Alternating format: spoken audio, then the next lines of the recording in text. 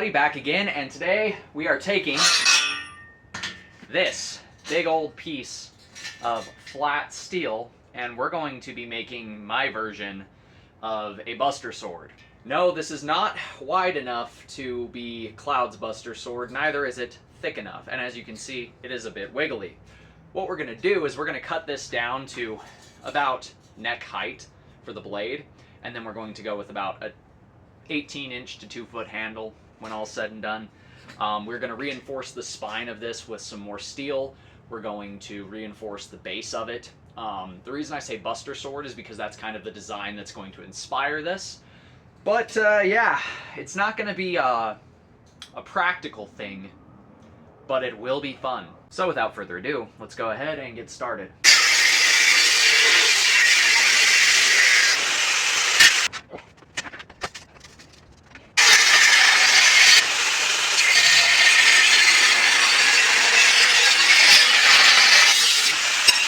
So, this will become our blade. You can see it is going to be quite a large sword. It comes up to my jaw. So now we got to figure out the handle and all the accessories before we do anything else. Again, we have blade. Now, handle. How handle's going to work is we're going to go to the forge and we're going to forge all of the threading down on this piece of ginormous anchor bolt thread or all thread that basically would have been used for a house foundation. We've also cut a slot in there, as you can see the daylight through there, and what that's going to do is we're going to mount that down to about here on the sword. We're going to draw those out a good bit and then we're going to weld it in place on the sword.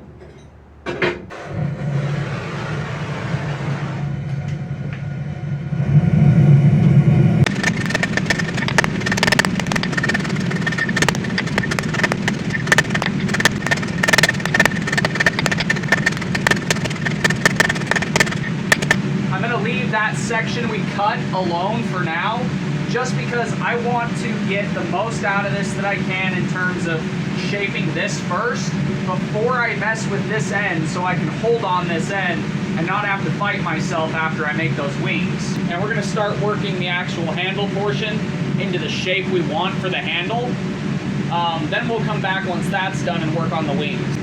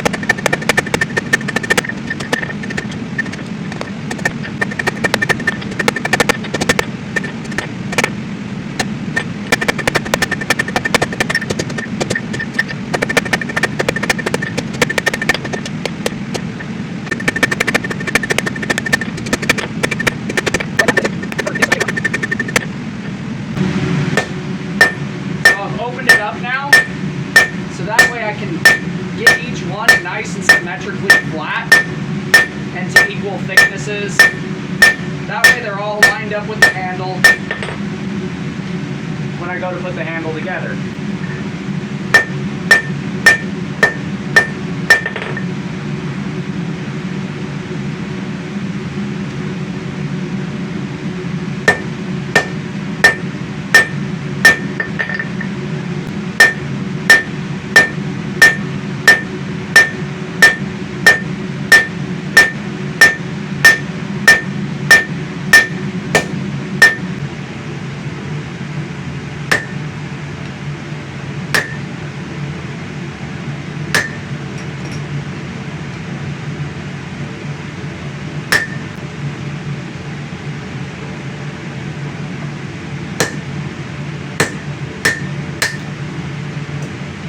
that we've got it kind of where we want it, we can actually close these two up together and then punch the other hole.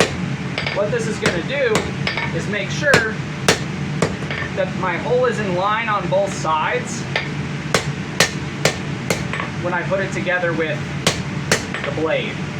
I'm also going to shrink down a hole size to a smaller punch that's tapered so I can get through the first hole into the second and end up basically having a tapered hole all the way through both pieces. This is just giving me an extra piece of security in this giant sword. That way if the fins, where the welds are on the fins, let's say here's my blade and my fins are welded on here. If those fail and I don't have a rivet welded in there or just a rivet in there, it can snap off and just go flying. But if I have a rivet in there, the shape of the blade and the shape of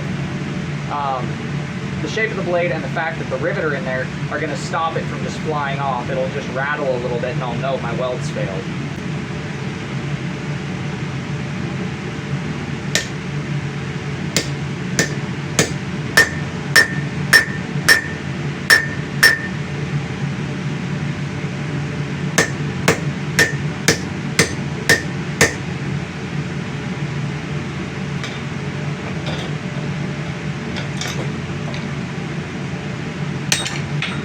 Now I'll just smooth up my rivet hole on the back end, just like so.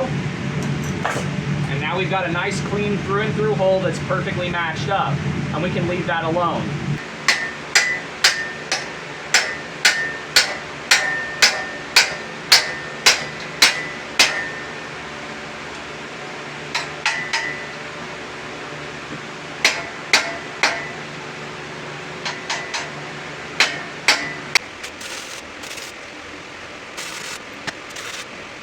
So, we've gone ahead and we have welded and riveted with a nice copper rivet our handle to our blade.